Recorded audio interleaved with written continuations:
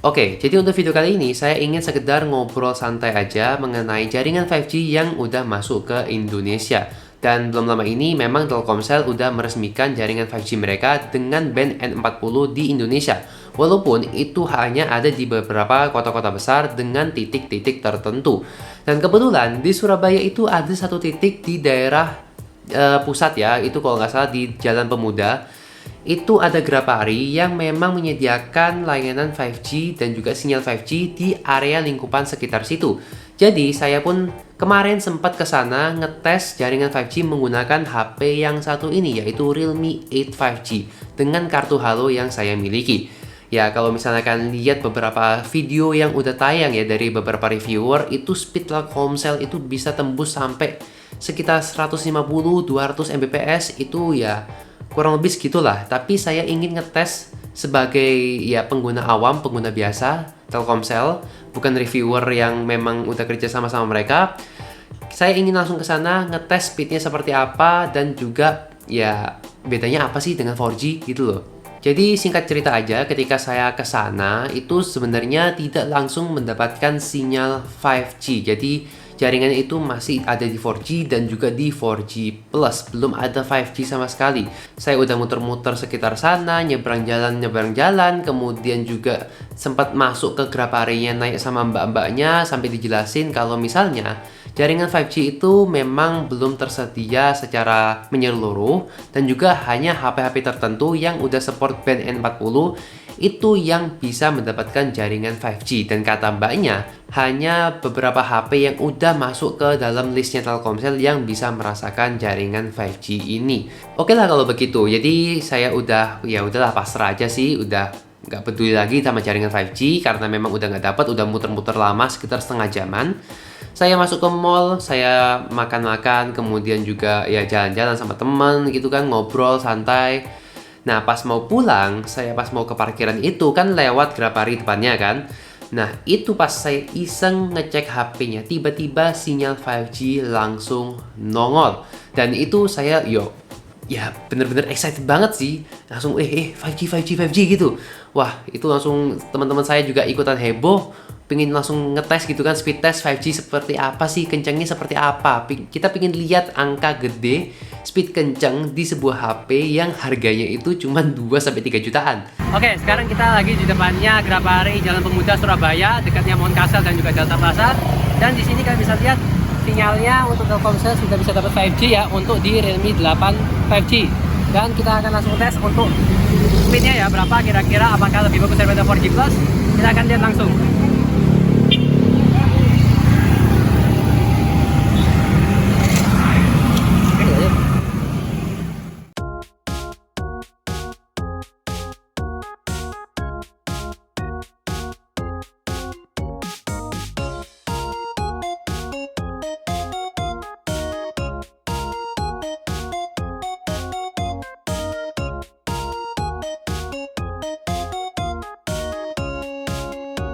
Ya, sebenarnya sih saya rada kecewa sedikit ya sama jaringan 5G ini.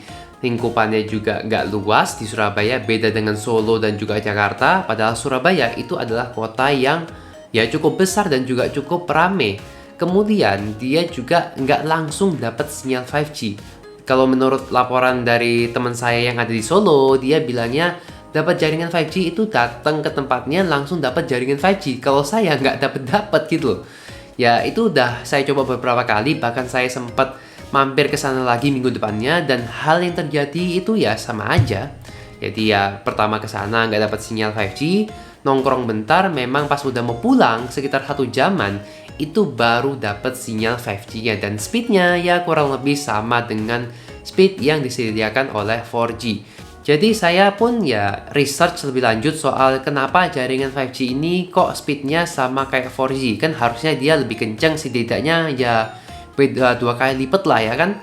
Tapi ketika itu ada videonya K2G yang nongol dan saya nonton, dan kesimpulannya sebenarnya jaringan 5G ini memang masih eksklusif untuk beberapa kartu yang memang disediakan oleh Telkomsel.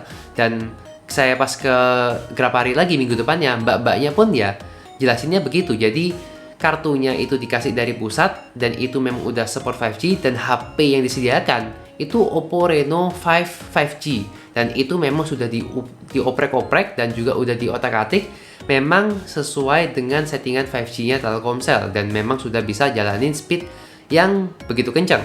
Jadi ya sebenarnya gimana ya sih? Ya kecewa juga sebenarnya, tapi ya udahlah, maklum gitu kan. Karena memang masih tahap awal dan juga baru Telkomsel doang yang ada 4G. Sama halnya ketika pas itu migrasi dari 3G ke 4G. Itu Telkomsel yang pertama kan yang punya 4G. Dan pas itu juga memang ya jaringannya belum penuh support 4G. Jadi kadang-kadang masih turun ke 3G, habis itu pas lagi masuk ke daerah tertentu masuknya 4G.